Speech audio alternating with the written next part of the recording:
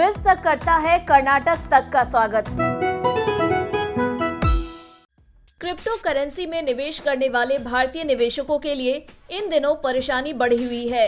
सरकार ने एक तरफ तो क्रिप्टो से होने वाले मुनाफे पर 30% टैक्स लगा दिया है, वहीं दूसरी ओर डिजिटल करेंसी को वैध या रेगुलेट करने को लेकर कोई फैसला नहीं लिया है।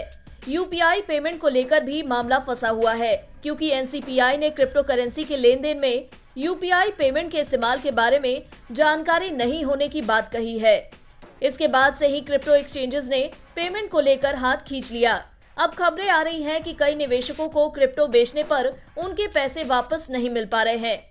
दरअसल सरकार को क्रिप्टो करेंसी एक्सचेंजेस के खिलाफ कई शिकायतें मिली हैं, जिसमें लोगों को उनका पैसा नहीं मिल पा रहा है। रिपोर्ट्स के मुताबिक वित्त मंत्रालय से लेकर गृह मंत्रालय और उपभोक्ता मामलों के मंत्रालय को लगातार ऐसी शिकायतें मिल रही हैं, जिसमें क्रिप्टो करेंसी एक्सचेंजेस क्रिप्टो में ट्रेड करने वाले ट्रेडर्स के पैसे रिफंड करने की मांग पर सुनवाई नहीं कर रहे हैं। हाल के सालों में क्रिप्टो करेंसी के लुभावने विज्ञापनों को देखकर बहुत लोगों ने क्रिप्टो में निवेश किया है। बिटकॉइन, ईथर, डॉजकॉइन जैसे क्रिप्टो करेंसी में बहुत भारतीयों ने इन्वेस्ट किया है। ये सेक्टर अनरेगुलेटेड है और कोई रेगुलेटर नहीं होने के कारण उनकी शिकायतों की सुनवाई नहीं हो पा रही है, जिससे एक्सचेंजों में भारी भरकम लोगों का निवेश फंसा हुआ है।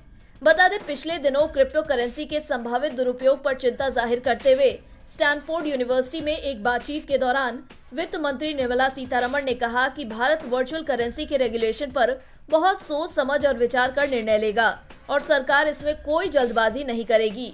वहीं दूसरी ओर दुनिया के कई देश क्रिप्टो करेंसी को ऑफिशियल करेंसी का दर्जा देने में लगे हैं। एल सल्वाडोर के बिटकॉइन को अपनी ऑफिशियल करेंसी बनाने के बाद इस कतार में अफ्रीका का भी एक देश शामिल हो गया है। सेंट्रल अफ्रीकन रिपब्लिक नाम का देश अफ्रीका में बिटकॉइन को करेंसी के तौर पर अपनाने वाला पहला देश बन गया है।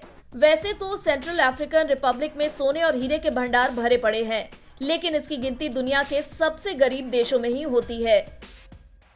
हालांकि इसके बाद भी इस देश ने ब्लॉकचेन टेक्नोलॉजी के इंपॉर्टेंस को समझते हुए बिटकॉइन को मान्यता दे दी है। चलिए अब नजर डालते हैं आज के क्रिप्टो बाजार पर। रात 9 बजे तक के आंकड़ों के अनुसार बिटकॉइन 1.2% गिरकर 31,74,000 पर ट्रेड कर रहा था। इथेरियम 1.8% टूटकर 2,32,600 पर कारोबार कर रहा था।